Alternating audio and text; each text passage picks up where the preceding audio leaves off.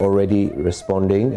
Leaders from around the world sending in messages of condolence. Let's have a look at what's happening on Twitter, where George Weah, president of Liberia, says, on behalf of the government and people of the Republic of Liberia, and in my own name, I wish to convey deepest and profound sympathy to the government and people of Ghana, the Rawlings family, and the entire Africa for the death of a great statesman, former President Jerry John Rawlings. Right, we can also speak to Mr. Emmanuel Bejra of the NDC. Mr. Bejra, condolences to you and your colleagues. How did this news come to you? Well, good afternoon and to your cherished viewers and listeners. I'm currently shocked with the sudden death of our founder and the former president, Jerry John Rawlings. Actually, I was campaigning when I started receiving calls from all over the country and from outside. And so I decided to pick one of the calls, and I was told that the unfortunate thing has happened. So I asked, when did it happen? And they couldn't confirm. People were calling to rather confirm whether it was true or not for me. And I said, well, I'm in my concert with campaigning.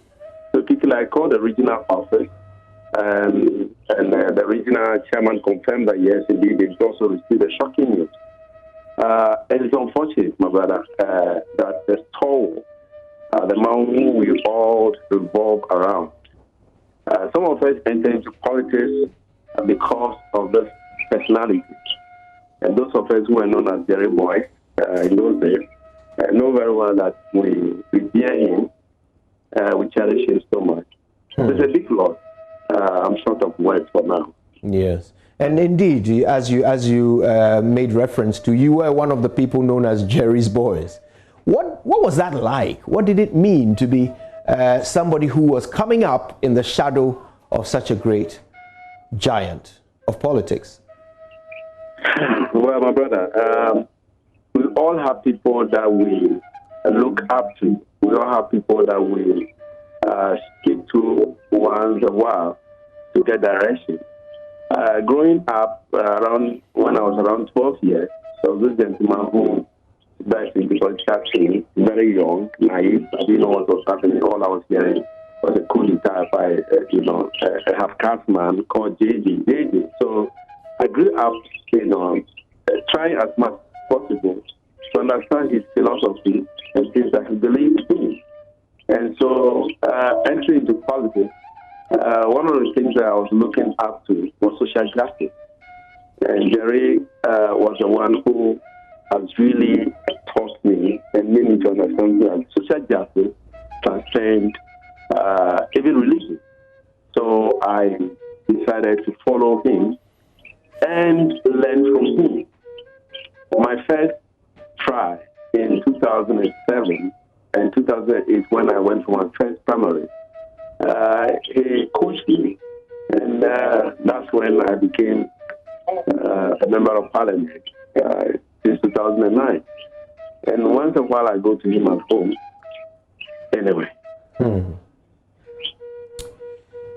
For those in the, I know this is a big blow. I can tell how this is affecting you emotionally. How do you quantify this loss? What has Ghana lost? You cannot put any cost to this loss. Some may not like his way of doing things. And he's not a perfect man. As you all know him, Papa, he's just a man that when you come close to him, you like him. Putting cost to it, we cannot quantify. He cuts across. You will like him today, tomorrow you may not like him. But if you really want to understand who Jerry is, get close to him and get to know him. There are times that his actions will not be the best, but after some time when you think through it, you will begin to understand who he is. His emotions, sometimes his emotional best, when he's passionate about something, he wants it done. And some of those things have to do with social justice. And you cannot take that away from him.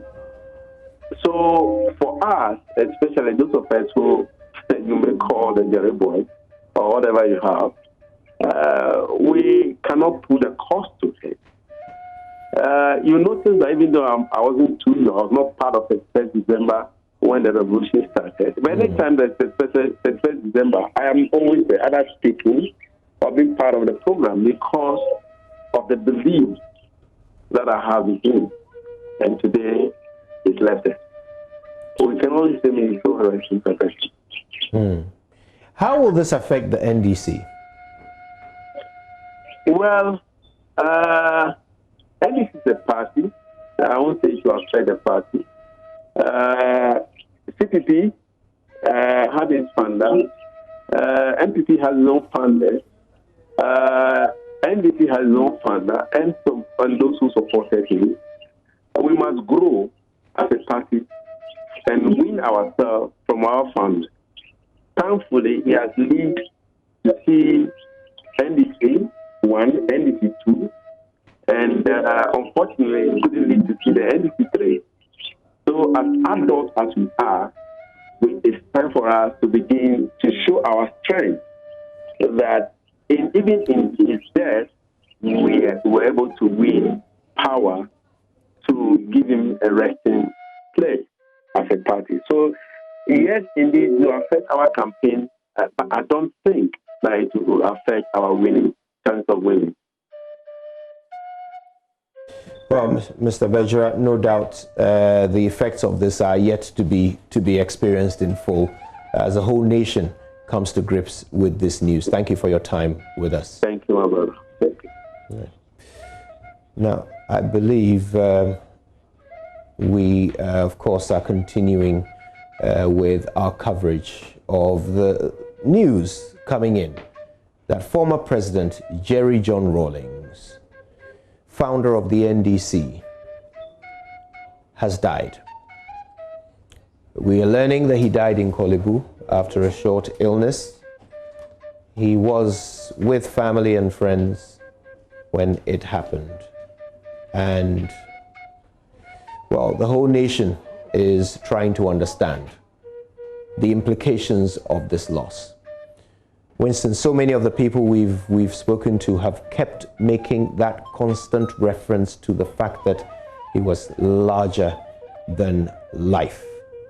And we're still seeking to pick up more details of what happened.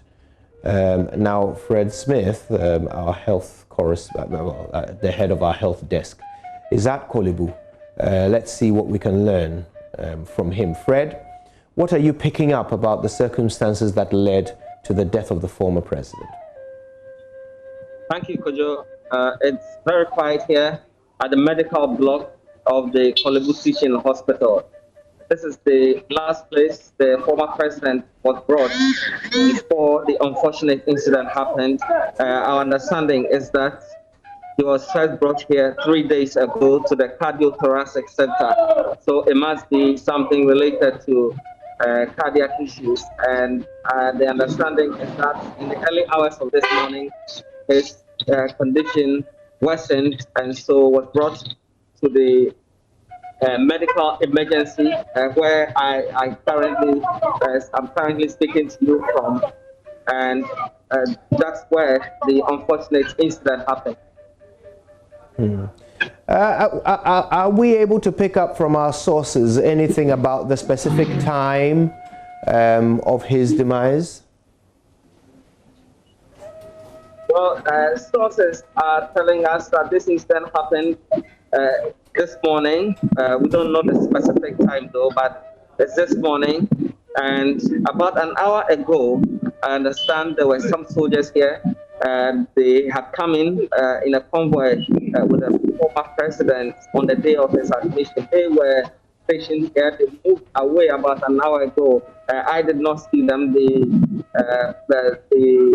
workers here tell me they saw them. They were all the vehicles were parked here at the medical block of the Kolebu Teaching Hospital and left. It's unclear what's happening at the moment.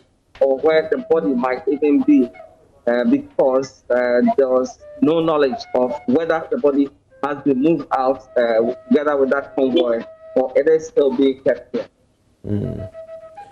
Fred, no doubt we will eventually pick up details of the specifics around his demise.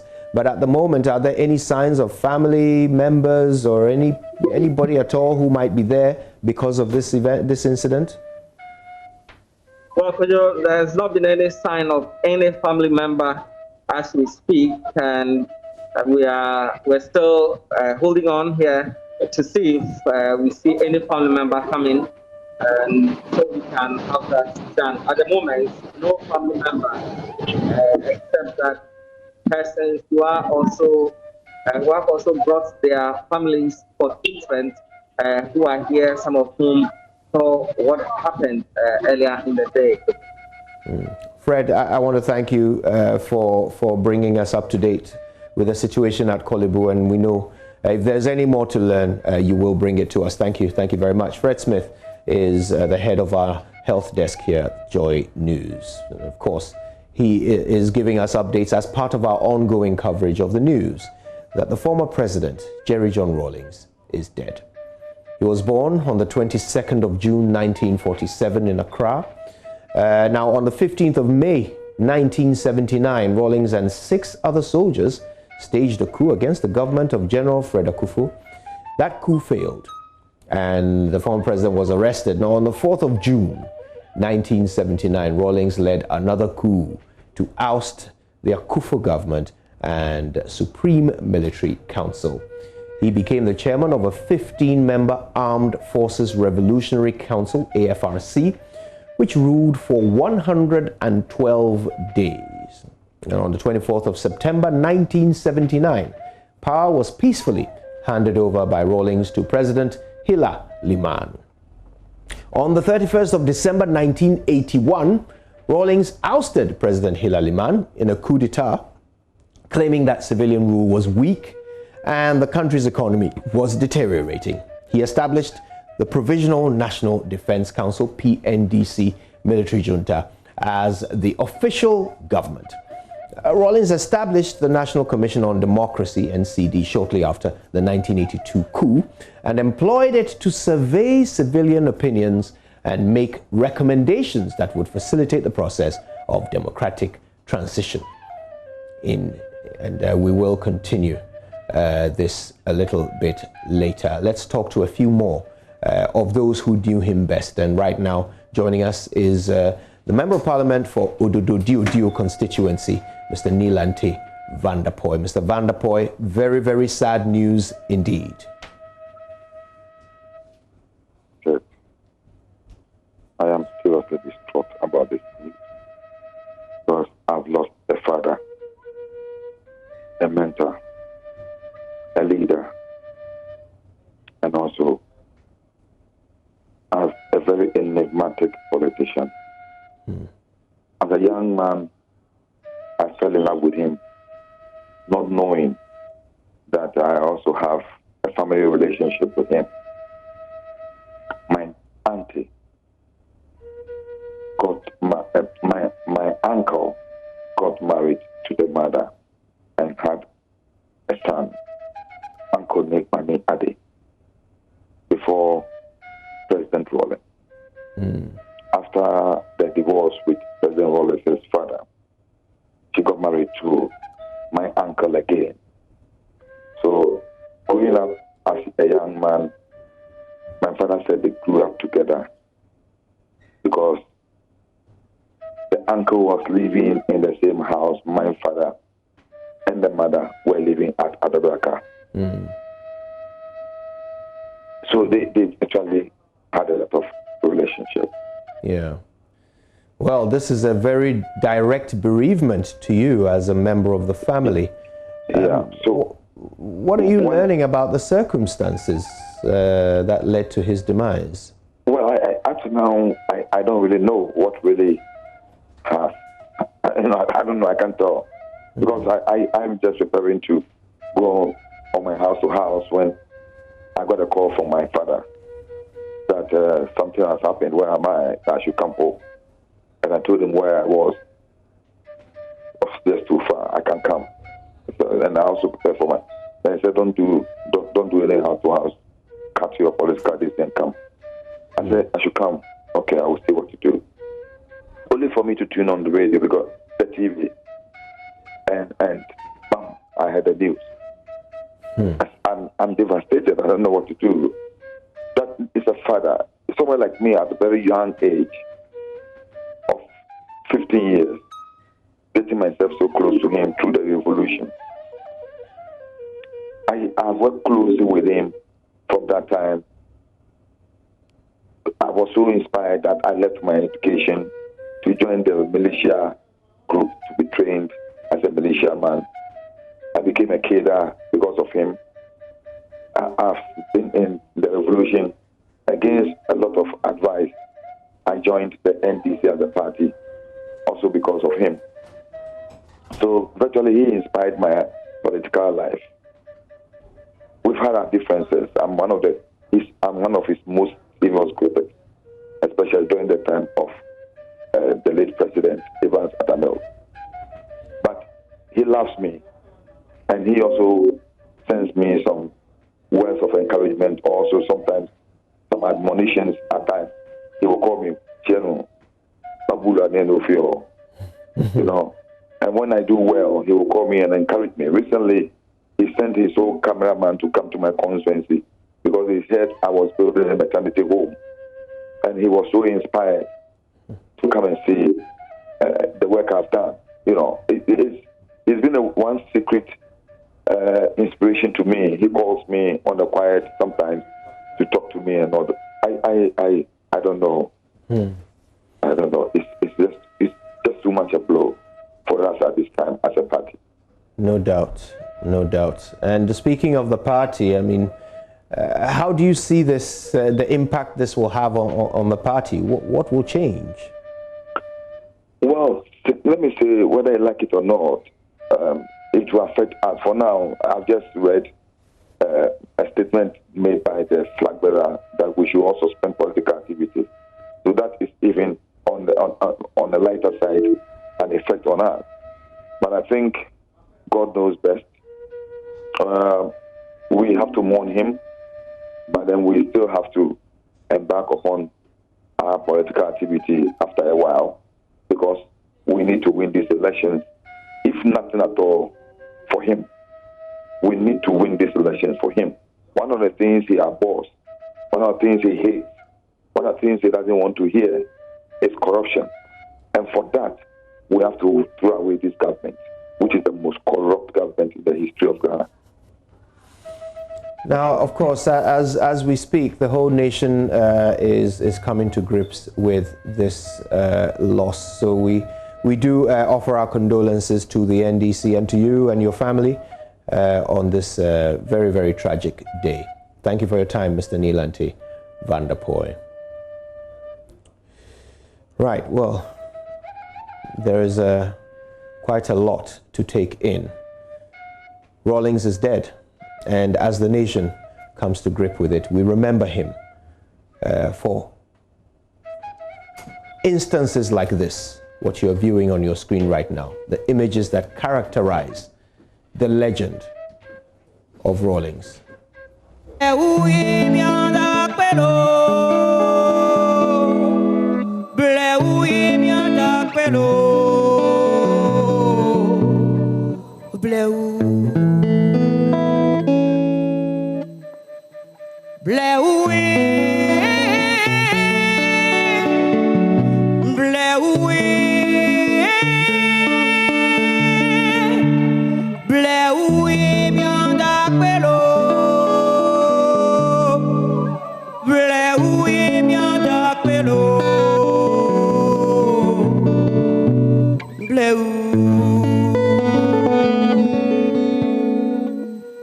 Gaga ka ko manyo na sonyo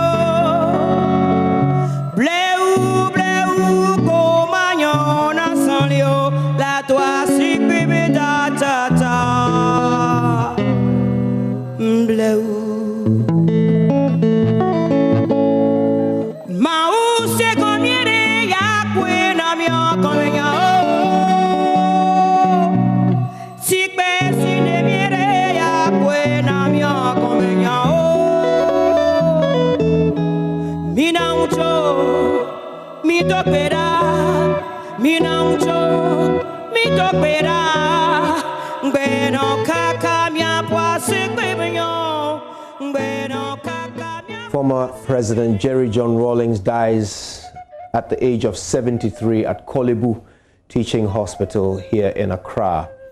A man whose political career is just peppered with events and incidents that are all memorable in their own right, for good and for bad. One of the people whose own career is inextricably intertwined with that of the former president is ace Ghanaian journalist, editor of the New Crusading Guide, Abdul Malik Kweku Bakun. He joins us on the phone right now. Uncle Kweku, Rawlings is dead. Yeah, sad event. All I would say now is my sincere condolences to the Rawlings family. And may he rest in perfect peace. With regards to his place in and impact on Ghanaian history, my personal view is that it would be inappropriate and premature to begin to interrogate that enigmatic legacy. Positives or negatives, or both. Now. The emphasis is on now. The time for that exercise will come, hopefully, when the good people of Ghana, the state, and government have done the needful by giving him the deserved burial farewell. May he rest perfect peace. And my condolences again to his family.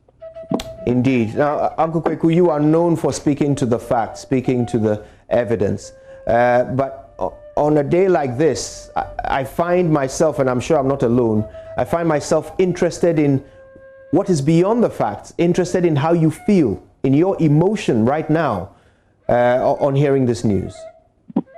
I think I gave you a caveat, but I believe I understand where you're coming from.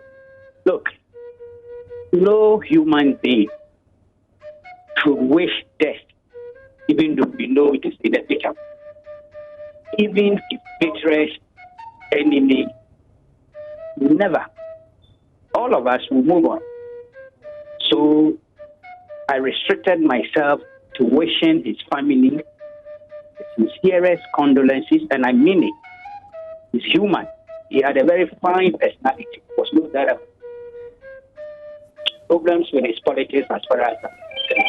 But please, let's at this time, when the news are just broken, restrict ourselves, expressing our condolences to the family, and wishing him to rest in perfect peace. As I indicated, examining his legacy, enigmatic as it were, and its impact on Ghanaian history, reserved for another day. Please, forgive me if I've disappointed you. I think we have no choice but to accept your position as it is, and we know that at the right time you will certainly share more of Kwame Nkrumah, how the you greatest feel. of all Ghanaian leaders, his legacy is still subjected to the appropriate scrutiny by historians and researchers and all that. So the time will come. Positives and negatives will be put. There will be a balance sheet, and we'll all have the time to do so. But I think it will be insensitive or premature, rather, and inappropriate at this time. For me, that's my opinion. Subject Rawlings' impact in Ghanaian history or place in Ghanaian history to a scrutiny. It will be unfair. It might even be insensitive, depending on what you are going to say, either positively or negatively. So please understand me. And I told your producer that this will be my take. I won't go beyond that for now. I think we are for now. For now. Thank you. Thank you, Uncle Abdul Malik Kweku Bakun. They're speaking on receiving the news of the passing of former President Jerry John Rawlings, saying that the time to analyze and scrutinize the former president's place in Ghana's history is not now. That time will come, but it's not now. My colleague Elton John Brobe is our presidential correspondent. He is at the presidency where the news has been received of the demise of former President Rawlings. Elton, tell us how Jubilee House is responding to this news. So, the day started very peacefully. We were all at the ceremonial room when the interim president for Mali came in to consult with President Akufo-Addo, who is also the chairman of ECOWAS. And after the courtesy call, the president and the Malian interim president came to the foyer to speak to the media. There was a joint news conference. It was at that time that somebody whispered to the ears of President Akufo-Addo about the unfortunate news that had just come in. And you could see the demeanor changed from that very moment. But the president carried on with the program. And even as I speak, the whole Jubilee House is very quiet, even though officially the seat of government has yet to respond to the death of former President John Rawlings, because I see our flags still flying at high marks. We are told that a formal statement is coming from the presidency to commiserate with the bereaved family. What I've been told is also that President Akufo-Addo has reached out to the wife and the case of the late president to console them. But officially, we are told to wait for a statement that is coming up very soon. I must say that the entire Jubilee House has gone very quiet after that announcement came in. People are locked up in their offices, the corridors empty, the car park empty. President Akufo-Addo, I am told, is still in a discussion with the interim president of Mali. And then when that statement comes, we will know the way forward. What I'm aware is that the president was expected to start his official campaign for his re-election this weekend from the eastern region. It is unclear whether he will continue with the campaign or suspend it for the meantime and resume it at a much appropriate time. Yeah. That is the information now. The whole house has gone very quiet.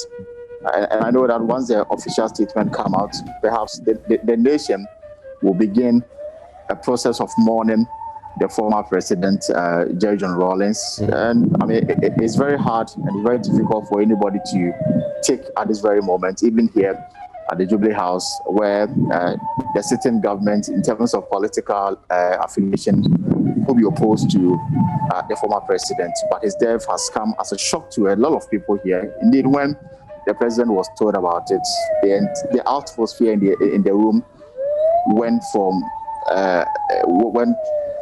into a sad mood, and you could actually tell from the tone and then everything that came with it that the news had actually taken a toll on everybody who was in the ceremonial room. So we're waiting for the statement to come, and there will be no government position on this matter and the way forward as far as mourning, the spirit of the nation, the structure of the nation will look like, perhaps in the few minutes to follow. Yeah. Elton, you had a personal relationship with the former president, Jerry John Rawlings. You knew him well. Besides having to do your job and tell us what's happening at the presidency, you yourself must have had some reaction to the news. Well, I didn't expect it.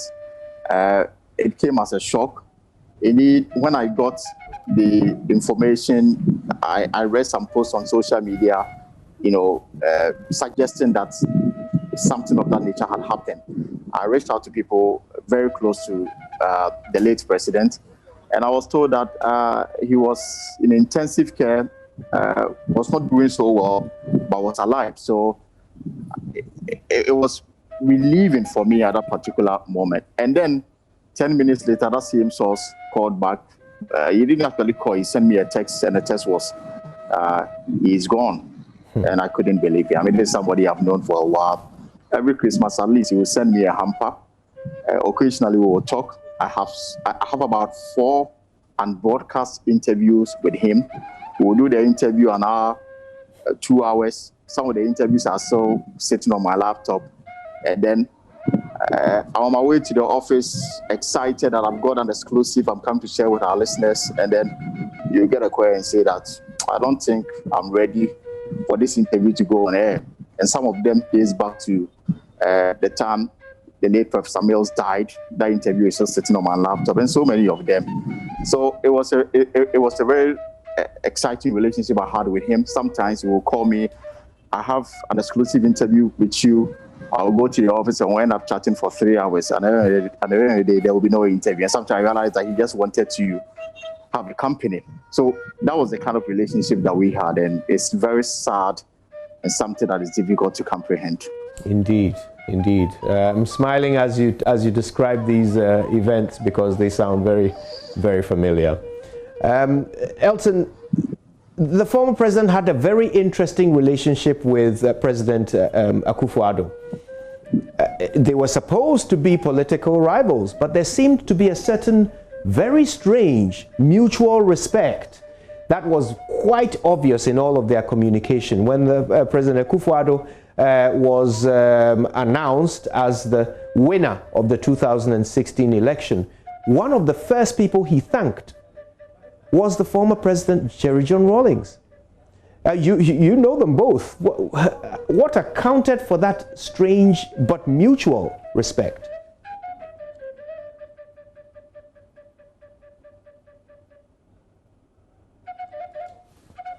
I believe we may have lost Elton there.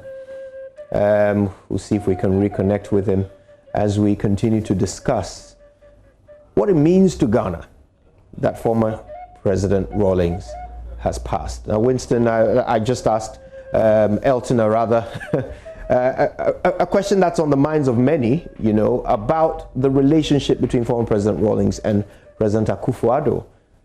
Strange bedfellows, right? Well, Kojo, so, you know, in the 2008 elections, at the time, Jerry John Rawlings would consistently, refer to now President Akufo-Addo, and I mean, I have to say this as Akwa-Tietia.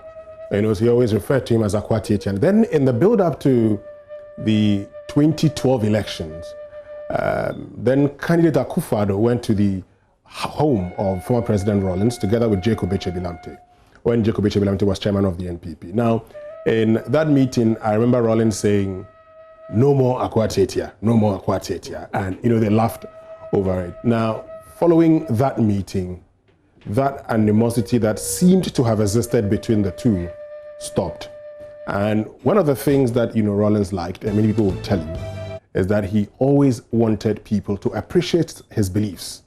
And so whenever you went to Rawlings, if you gave him a listening ear and listened to him and showed him that you're a man who believed in some of the things that he believed in, he certainly would like you. And he always would want to see you depicting that indeed you believed in them. And so right from 2012, till 2016 when Akufo-Addo won the election. Of course, he had been on campaign platforms where he had talked about the NPP and the fact that the NPP shouldn't be taken for granted, clearly indicating his wish that the NDC would win the election.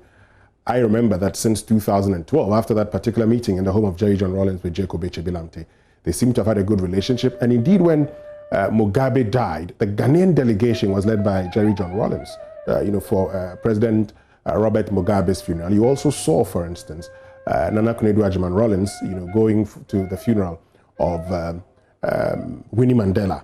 What that clearly would show you, and I mean, inferring from afar, it would be that, okay, so here's somebody who, despite us belonging to different political traditions, is seeking to unite the country and unite all of us by using statesmen and, their spouses to show that Ghanaians are one people. And I think that any leader who comes into contact with this will certainly be close to that person. And you wouldn't want a situation where you fight with that person. Even if you disagree with him politically, the mere fact that he acknowledges your position in the country, he believes that you're a statesman and can rely on you whenever the country is in need of somebody, certainly you would want to get close to this person. And so right from 2012, in 2008, the NDC campaign then was a three-pronged campaign. You had John Mahama leading one aspect of the campaign, John Evans Atta-Mills leading another side of the campaign, and John Rawlings leading another side of the campaign. And eventually it ended up in victory for the NDC.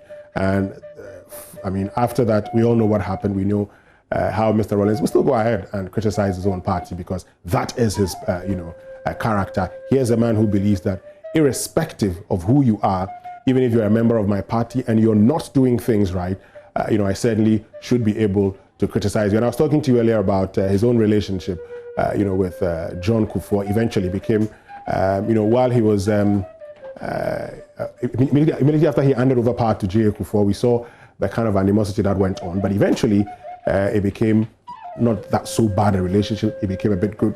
And so we saw them at programs and all of that. And let me just chip in even, Kwesi Bekoye-Mensah, because when he, was reshuffled, when he eventually lost his position as a deputy finance minister under the Jerry John Rawlings administration, there are many who felt that he coming into the fray after the death of Professor Mills, Rawlings wasn't going to be in support of it. And then Rawlings shocks everybody and talks about how he liked the fact that, Kwesi Bekoye-Mensah, at a program when people were trying to peddle falsehood about the revolution, he took the microphone and corrected them. So contrary to what people may think, Mr. Rawlings had, a character that sometimes outwardly you may think, well, he doesn't like this person. But he wasn't a man who would hate a lot of people. He may hate the things you do, but certainly not your personality. Elton alluded to the fact that if he respected you, if he liked you, if you gave him your time, just like you said, if you gave him your time, he would give you his. Yeah. And he could see something good in everyone. I remember when I wrote my book and I took a copy to him, and he opened it at random to a page where there was a story about free will. And as soon as he saw the heading, he said, wait, I was talking. He just asked me to wait. And then he spent 5 minutes reading the story. After reading the story, he closed the book, put it down and said, somebody taught you how to think. Yeah? And after that, he always treated me with that level of respect that he gave to people that he felt a certain affinity with, and he had time for people who he thought had time for him, as one of the things that he will certainly be remembered for. But let's talk about his role in the party he founded. There are some who think that by the end, he was losing influence in the NDC. Well, Kojo, that's always a subject of debate. And yes, if you look at happenings, if you look at the 2010 elections in the NDC, at the time, names had been put out there that he supported these persons, certain persons, and those persons whom were tipped as, Rawlings adherents, many of them lost the election. And so you probably may want to suggest that as an indication that, he didn't have a lot of support. But the other thing is that in 2002, Mr. Rawlings vigorously campaigned for John Mills as flag bearer of the NDC. John Mills won that particular election against, Professor Kwesi Botwe. In 2006 again, John Mills won. I mean, there's been a book that has said a lot of things about how he wanted people to contest, Professor Mills. But what we do know, what we saw at the time was that, Mr. Rawlings liked Professor Mills. He campaigned for him in the 2008 elections. I mean, as not so long in 2014, you saw Kofi Adams, who was an aide to Jerry John Rawlings, then had been suspended as Deputy General Secretary. He eventually, had the suspension lifted. He went, contested, and won as, national organizer of the NDC. You've seen his daughter winning, primaries and becoming a member of parliament. Clearly, you may not like Mr. Rawlings's politics, but you can't take away the fact that he had a lot of influence in the NDC. And that influence was not a fan-full respect, because you saw every candidate who wanted to lead the NDC going to seek the man's blessings. I do not think that a man who had no influence would have his blessings sought anytime that somebody wanted to be president or wanted to lead a party that he founded. Indeed, and information keeps coming in. At the moment, I have right here a statement from the presidency signed by the president, and I'm going to read it. The heading is, President Akufo-Addo announces the death of former President Jerry John Rawlings. It is with great sadness that I announce to the nation that the first president of the Fourth Republic, His Excellency Jerry John Rawlings, has joined his ancestors. This tragic event occurred at 10:10 a.m. on Thursday, the 12th of November 2020, at the Kolebu Teaching Hospital, where the former president was receiving treatment after a short illness.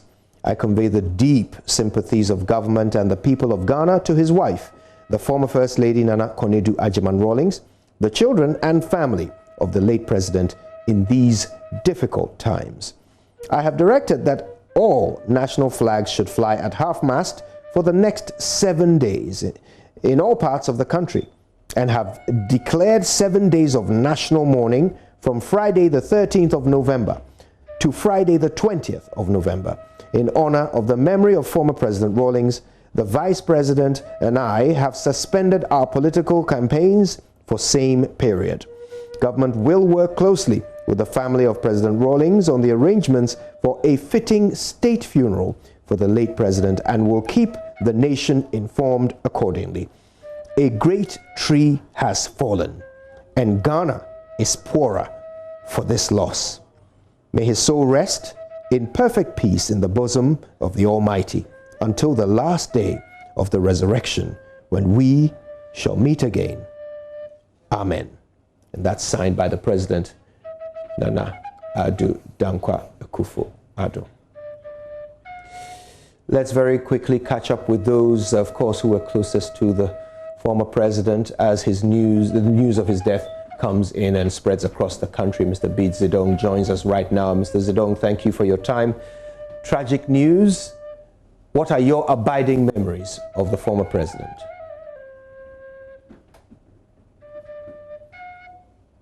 Hello?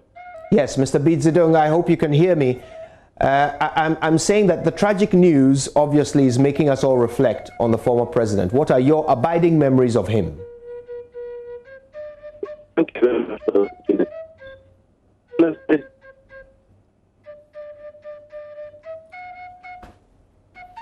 Right, I think we'll have to do something about that phone line. We can't hear Mr. Zidane. We will get back to hear from him. But in the meantime, Winston, no doubt people take news differently. But this is something which across the nation has stopped everything in its tracks. The NPP now announcing that their campaign, the president and vice president are going to suspend their campaign for 7 days. Yeah. Half-mast, all flags will fly at half-mast for 7 days. The president says a giant tree has fallen.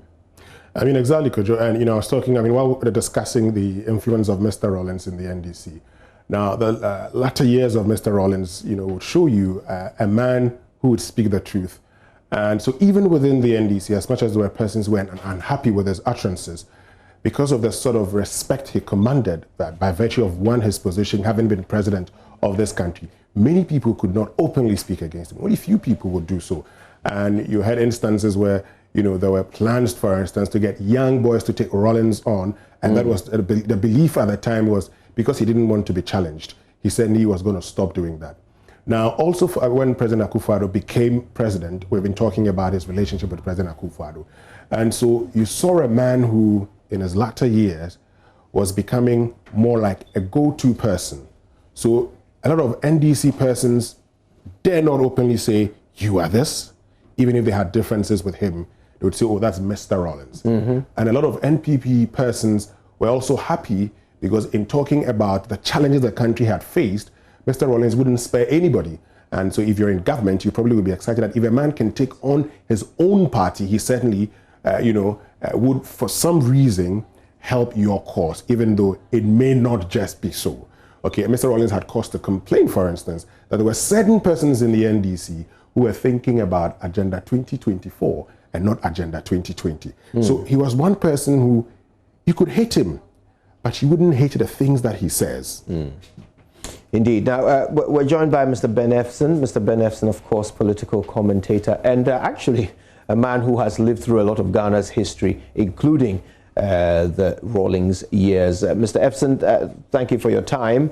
Tragic news. I wonder what sort of ripples you see this having across the political landscape. Well, he's a political huge tree in this country. A political tree in this country. I have started working as a journalist when I was 17 years, 1974. So by the time he came on the scene, in 1917. I had worked for about 5 years. When he handed over to Liman, and Liman them had been keeping him under surveillance for a coup attempt, had taken on Liman. I was then national service personnel, but writing for the foreign media that if they think he was planning it, they should take him to court. So we sort of became friends. Yeah. Now, when in 1982 he came back through the coup, and then I started working with the BBC and West Africa magazine. I had to report the atrocities and so on. So obviously we fell out. One of the few times we met, he said, "You can't stand in the middle of the street. A car will knock you." I had to do my job. People like myself, Kuku Bako, Kwesi Pratt, Graham. We suffered various times of imprisonment of that trial because PNDC Law 3 gives the head of state the power to detain you as long as they wish. My share was only 3 or 5 months solitary confinement. Others spent a year, but I spent 5 months in solitary. And we continued. And I think that I must give it to him. He lived with political relatives. When he came to power in 1982, he had these socialist ideas trying to help the poor. But those that he brought on board to sabotage their hoys, they let him know that you have to look to the Bretton Woods institutions, World Bank, IMF. Because the early years of his PNDC, they were dark streets. People killed 3 days for fuel. Pregnant women stood in addicted trucks to Kumasi, no ties, and so on. So, yes, he abandoned those ideas and brought the country on board. After some time, he asked the lady Justice Annan, a member of the PNDC, to find out if Ghanaians wanted a constitutional rule. And when the report was overwhelming, he respected it, formed a party, and was elected for 8 years. He had his faults, but I think that he has steered the country through a very tricky moment. Now, how do you think this is going to affect the mood of the nation? We're leading up into an election. It's a high stakes election, and it's suddenly punctuated by this unexpected news of the falling of a great tree, as you describe him. How will this affect the election, do you think? Well, I think that it may be possible that Mrs. Rawlings could abandon her presidential ambitions and stand down, perhaps as a respect to the husband. The NDC has called off his campaign, but everybody knows that there had been issues between Rawlings and Mahama within the NDC. And I think that the next 2-3 weeks will be interesting. Whether the support base of Rawlings will vote for NDC or some might vote for MPP, because we all know that Rawlings has a very good relationship with President Akufo-Addo. Or Mrs. Rawlings may decide to still continue and perhaps get sympathy votes. So these are the 3 ways that Rawlings could affect the presidential landscape. Now, the president has already signaled what the state will be doing. There will be a state funeral. We're having flags flying at half-mast. And the president himself eulogizes former President Rawlings quite beautifully and describes him in the words that you used, actually, that the great tree has fallen. You alluded to that great relationship between the former president and President Akufo-Addo. It was testament to the fact that of all the political leaders, perhaps the one that was not so tied down by partisan considerations was former President Rawlings. Would you agree with that? Yes, I agree. Especially I think the whole thing deteriorated in the aftermath of maybe the wife wanting to contest, how the wife was treated in terms of... So there had been some love-lost relationship And the reason Kwame Ahoy brings a few things up. Now, I suspect that, take it or leave it, the man has people who will die for him. And I suspect that the support base of Rawlings would be split. I don't think that anybody who loves Rawlings, all of them will vote NDC. No. I suspect that a good percentage, because Rawlings seems very cozy, very comfortable within the MPP hierarchy from the president down. And I suspect that maybe a quarter or a third of the hardcore Rawlings support might vote for the MPP. Well, it's certainly going to be interesting. That is without a doubt. Thank you so much, Mr. Ben Efson, for your time. Ben Efson is a political commentator, journalist who has lived through the Rawlings years. Now we're picking up some more information from Kolebu, where former President Rawlings passed away. Our head of the health desk, Fred Smith, is there. Fred, what else have we learned?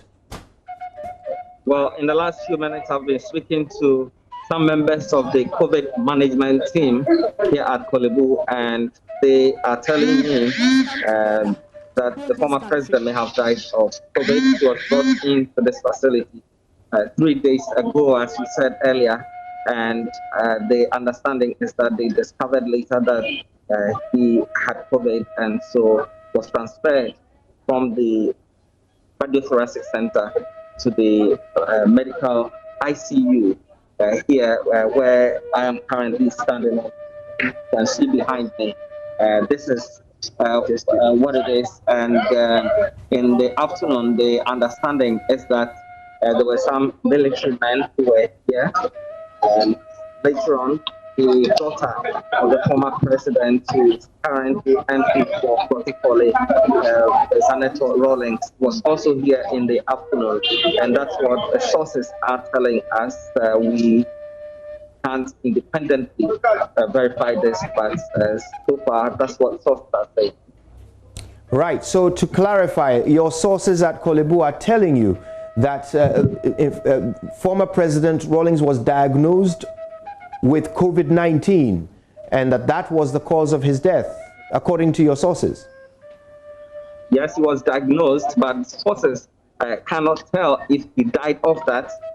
He was transferred from the cardiothoracic center to the medical ICU, where I am currently speaking to you from. The cause of death will have to come after the postmortem, but so far that's the suggestion.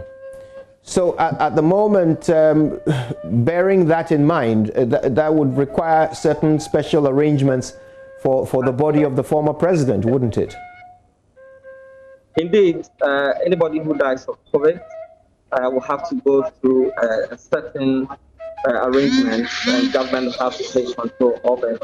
At the moment, because we've not been able to confirm ourselves that this is the situation, we cannot say that that's what it is. And so far, we've not seen any government official here yet, except the scenes of military men and the daughter of the former president, which we are being told by sources took place there earlier.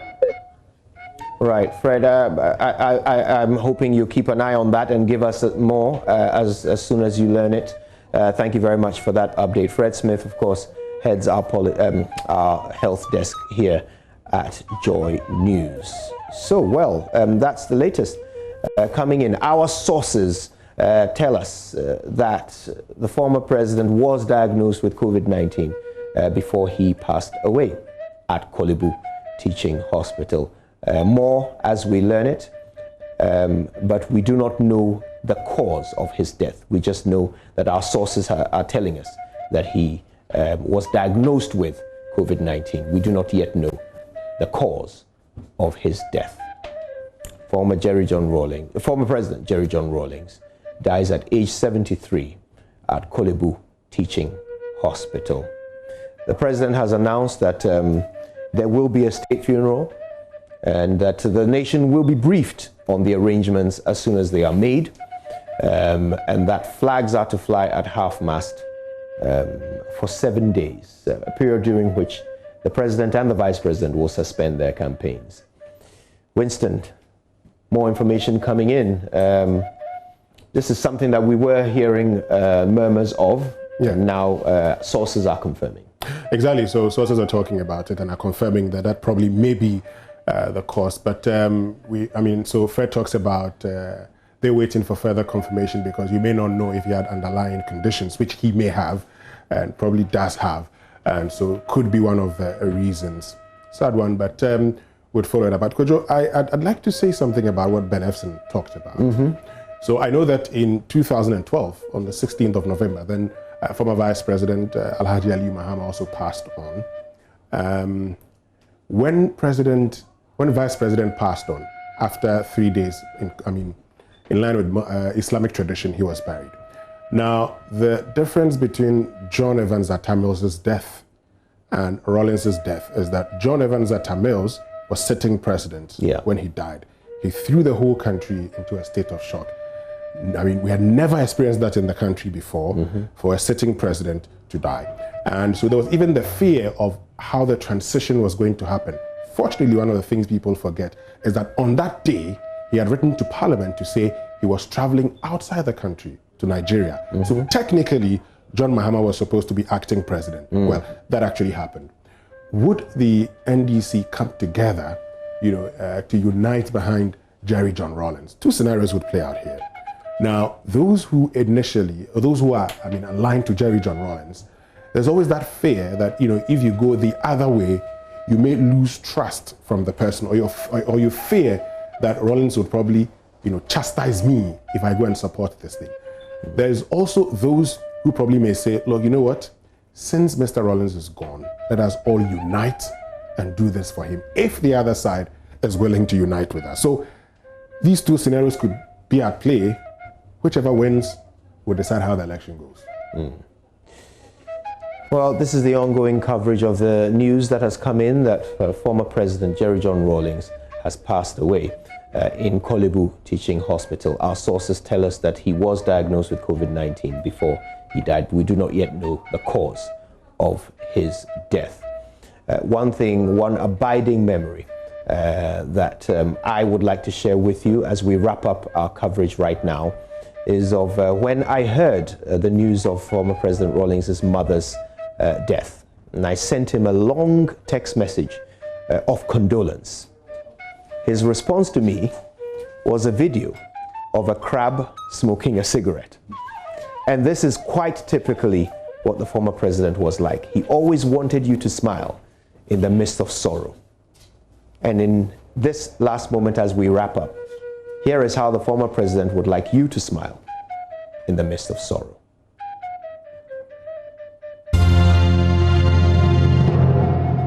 Number of churches, all in the name of God and goodness and the goodness of God. And we still find people so badly impoverished that they still cannot drink clean water. I think it's a serious indictment on us. I see it as a reflection of that selfishness in humanity, or in some of us, our greed. So for me, it really comes as no surprise when our people can't take it anymore and are moving up north by any means through the desert, attempting to cross the Mediterranean.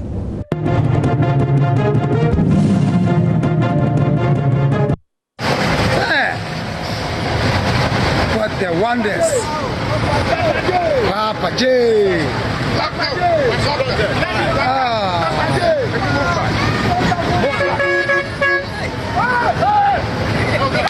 Move back!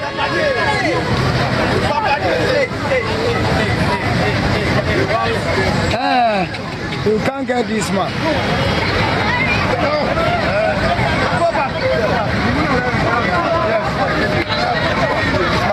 JJ. Move back, move back. Well done, sir.